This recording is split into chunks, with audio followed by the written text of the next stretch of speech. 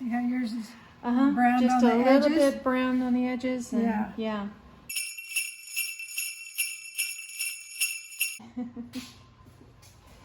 So yeah, my mom and I are here making our cheesecakes for tomorrow. All right, so we started out by doing our crust, and we did that with a cup of almond flour and an egg white and 1 ounce by weight of butter, and worked it into kind of a paste and patted down. Yeah. It's like cookie dough. And patting it down on the bottom of the springform pan with wet fingers so it doesn't get sticky, and put it in a oven at 350 for 10 minutes to blind bake it. I'm trying to remember all of my terminology from when I was pie making. So yes, starting with that, then we are going to get the cheesecake started, the good part of the cheesecake. Well, you know what, that crust is good though. It is. You invented it. It was really good. Yeah, and my son gave it, what was it, 1 million? 12 out of 10. What was it, 12 out of 10? Or something funny like that. So, okay. While that is cooling down, we want it all the way cooled down before we add in the cheesecake mixture, so we're going to start the cheesecake mixture right now. Okay, we are getting started on my cheesecake now, and it's starting with 2 pounds of cream cheese. And we have already kind of tested this out before, and I made it with a cup of erythritol last time. That's what you gave me, right? Yes. The last time whenever I was borrowing it. And we tried it out, and it was really delicious, but it was just a tiny bit too sweet for my taste. So we're going to go down to 3/4 of a cup of erythritol added to the cream cheese. Okay, here's half Half cup and 1/4.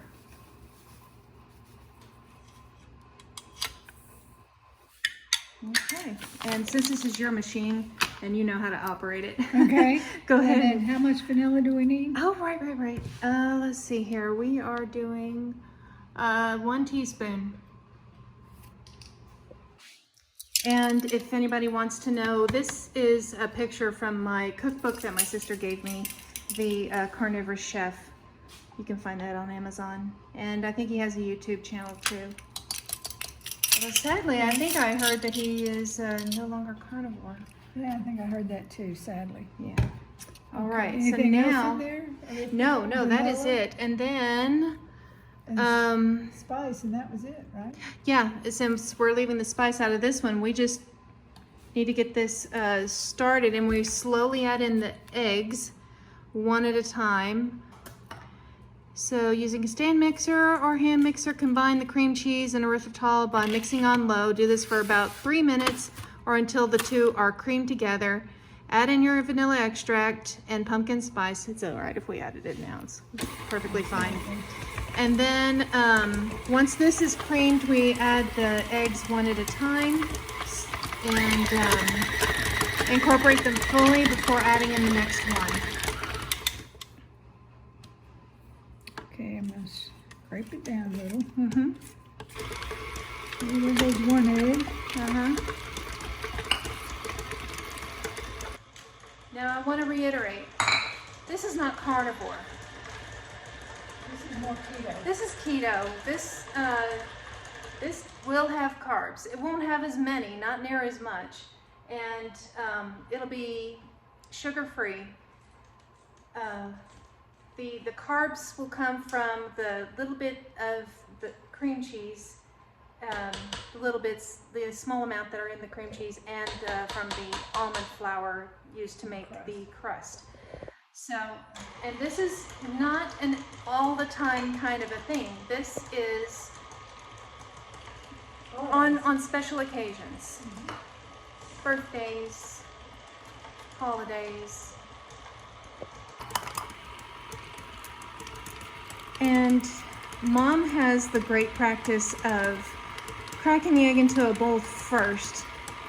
I don't do that. I crack directly into the mixer and go fishing if I happen to get any of the shells inside. But that's why Mom cracks into a bowl first, just in case there's any shell that... I'm trying to be a good example because sometimes I cheat and just... Yeah. Okay, now that it's all incorporated, we're going to pour the ingredients into the springform pan, which is pretty self-explanatory. Ooh, it's pretty. Mm-hmm.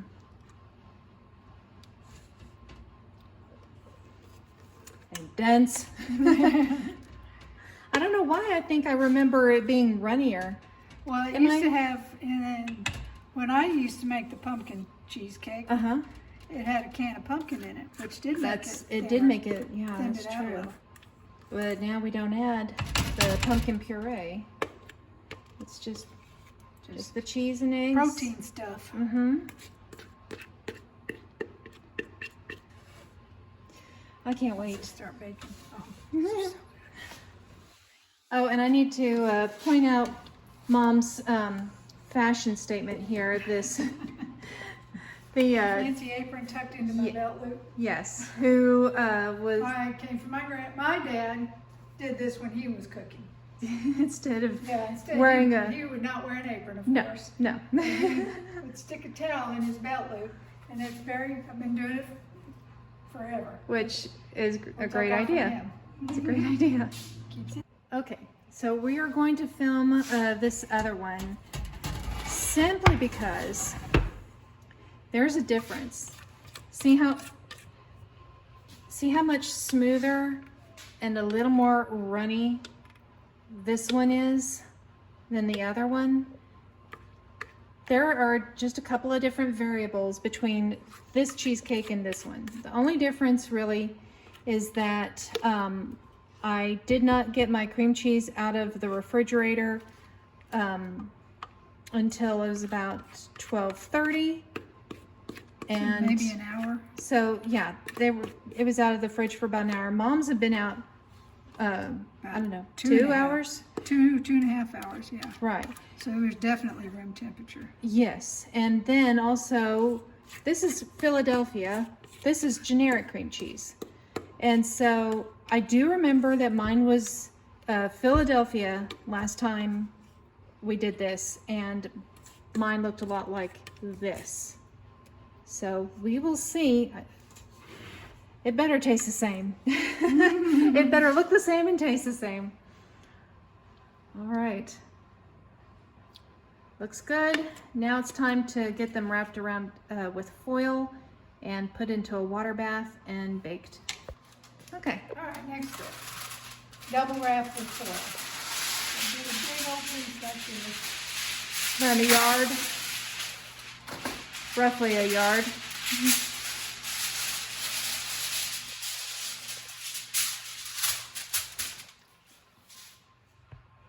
And this protects it for the water bath.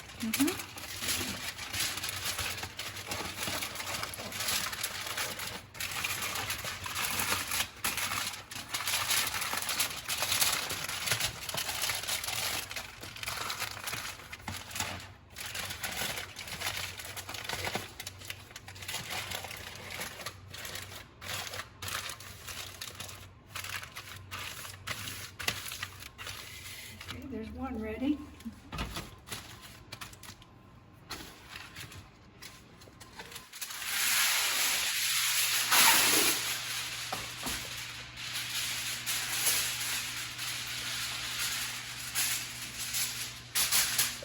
And this cheesecake pan has a lip on it, but this still works. You still have to do this.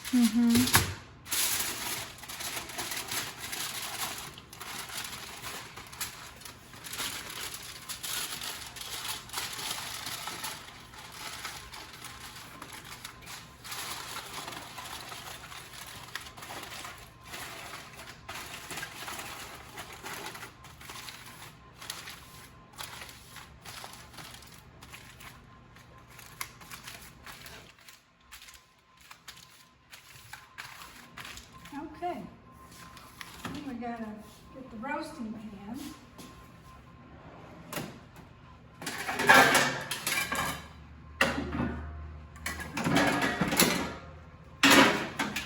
And Diane's will fit into this nice, good old Corningware roasting pan that I've had forever. I don't even know how old it is.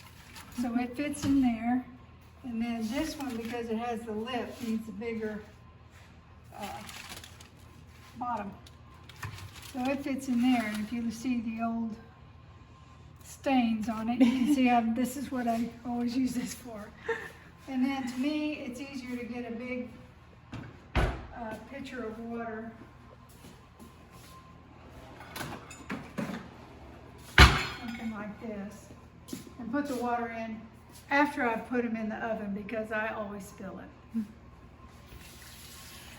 Which I think, for klutz like me, that's really good advice. I think I would probably do that the next time too. Just add it after it's already in the oven.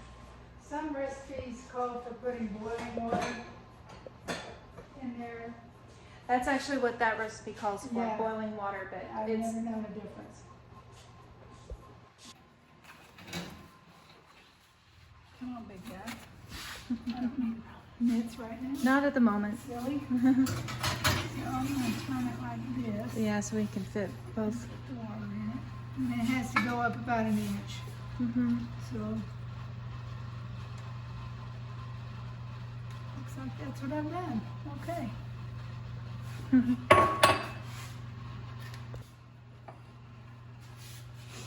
then this one isn't as deep, so I usually do run it dry, but that doesn't hurt anything. That's interesting. That's why it's got all those stains on it, because I usually run it dry. Huh. But it still eats good, doesn't it? Right, it does.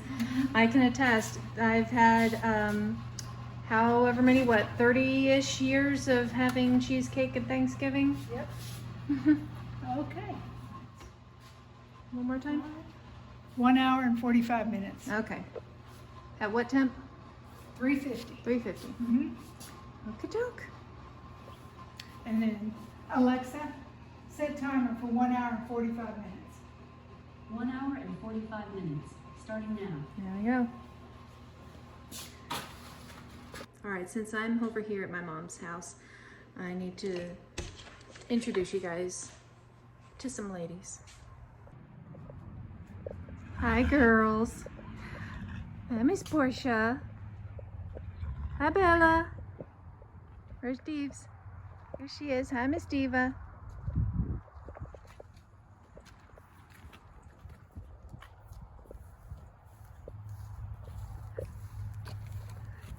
Did you girls make a skunk angry? Because man, oh man, out here. There's a skunk somewhere in this neighborhood. Hey, Portia. Hey, pretty girl. This is the princess. She's the leader of the three. She bosses everybody else around. And then there's Bella. That's my sister's horse. And this is Miss Diva, longtime friend.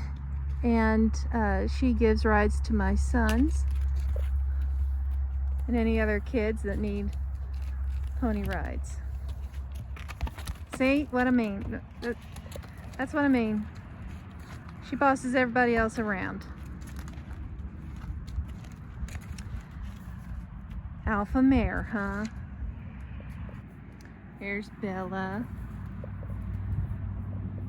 She won't boss Bella around as much as she bosses Diva around.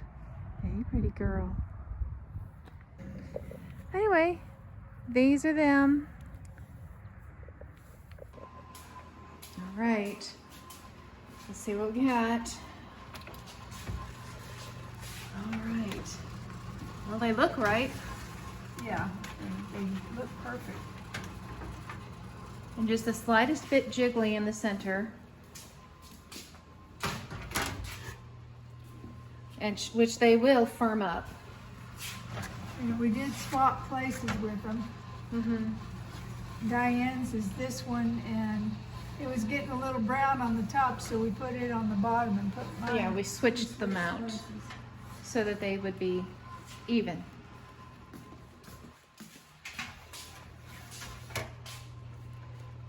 And I think they're going to be perfect. I I've think they seen them. will. They're pulled away from the sides just a smidge. Just the so- tiniest bit, yep. And they are going to continue to firm up as they cool down. And then once they are cooled completely, they'll be stored in the refrigerator, ready for tomorrow. And this was 1 hour and 35 minutes instead of 45. Yeah, the cookbook said 45, and the last time I did that, it was way underdone. So since Mom has been cooking cheesecakes every year for I don't know how long, we went with her experience. Yeah. So I think these will be just right Yep, and delicious. of course. Okay. Yay. And that is the video. So, this is about, we're about a week after Thanksgiving now. And obviously I wanted to get this out as soon as possible because everybody's going to be having Christmas parties soon. And so if you needed a recipe for that party, this is something you can use. Like I said before, though, it is keto. It's not really carnivore. You know, you can eat some sparingly. And notes for the taste on it and the looks of it afterwards, though. For some reason, the pumpkin spice one came out a little bit sweeter, even though we used the same amount of sweetener. I'm pretty sure it's probably the spice that it's kind of giving the illusion of it being sweeter. It definitely tasted better. The other one, it tasted fine. We ate it. But if you like sweet desserts, I would go ahead and go for the full cup. The full cup of the erythritol, I would go with that. And if you want to go more carnivore, just cut out the crust completely. You can still have a cheesecake without a crust. It's possible. So, with all that being said, I really appreciate you watching. Please like and subscribe. I know I have been absent a lot, and I will have a video about that probably before this one comes up. So anyhow, I really appreciate all of you for being here, even if only a few of you, a small handful of you watch and like. I appreciate every one of them. And let's make this a fantastic Advent and a blessed New Year. All right. Talk to you guys later.